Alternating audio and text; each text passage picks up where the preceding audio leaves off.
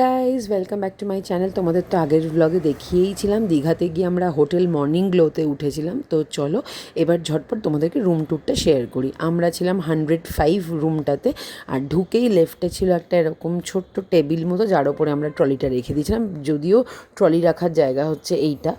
আর আমাদেরকে এখানে দিয়েছিল হচ্ছে চা কফির একটা set, milk powder, sugar powder, তারপরে হচ্ছে কফি আর হচ্ছে টি ব্যাগ। তো যাই হোক, এবারে রুমে ঢুকেই তোমাদেরকে দেখালাম ওখানে একটা টিভি আছে, আর সোজা হচ্ছে ব্যালকনিটা।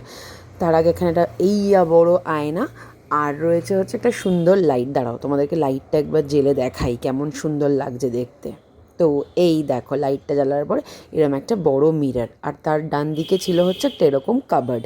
তো কাবার্ডটা যদিও আমরা এখনও ইউজ করিনি। সোজা প্যাসেজের লেফটে হচ্ছে কাবার্ড, আর রাইট সাইডে হচ্ছে আমাদের ওয়াশরুমটা যথেষ্ট ক্লিন ছিল, কোমোড ছিল, গিজার ছিল, যা যা মডার্ন একটা ওয়াশরুমে থাকে সবই মোটামুটি ছিল। আর এখানে একটা মিরর ছিল, আর আমাদেরকে টয়লেট্রি সেটে দেওয়া হয়েছিল একটা শাওয়ার জেল, একটা শ্যাম্পু, একটা শাওয়ার ক্যাপ, আর হচ্ছে টুথব্রাশ আর টুথপেস্ট।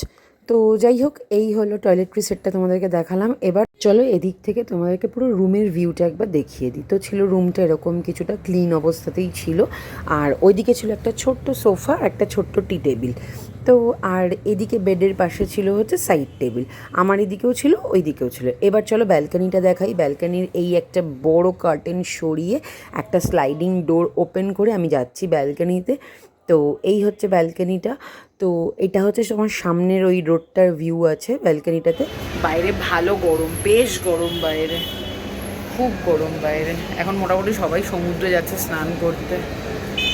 এই রোদের মধ্যে তো সমুদ্রে যাওয়ার কোনো গল্পই নেই।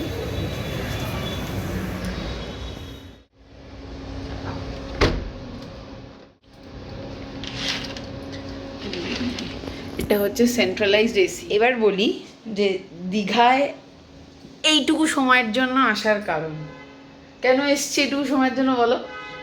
ওই একটা ছুটি ছিল, তাই ছুটিটাকে কাজে লাগালাম। এবার ব্যাপারটা হচ্ছে, আমি বলি ব্যাপারটা হচ্ছে তা নয়, ব্যাপারটা হচ্ছে আমাদের দরকার ছিল যে একটা ছোট্ট ট্রিপ বেড়াতে যাব, মাইন্ড রিফ্রেশ করব, এটা হচ্ছে আসল কারণ। এটার জন্য আমরা চুজ করেছি যে সেটা যেখানে হোক, আমি বলছি সেটা যেখানে হোক, সে বকখালি হলে বকখালি, বা দীঘা, পুরী। পুরী তো হবে না এইটুকু সময়ের মধ্যে, দীঘা হলে দীঘা বা মন্দারমণি। তো আমরা ভাবলাম চলো দীঘাই ঘুরে আসি, কারণ দীঘার জগন্নাথ মন্দিরটা আমাদের দেখা হয়নি, তাই জন্য ভাবলাম ঘুরে আসি। তাই জন্য আমরা এসেছি, তাই তো? একদম।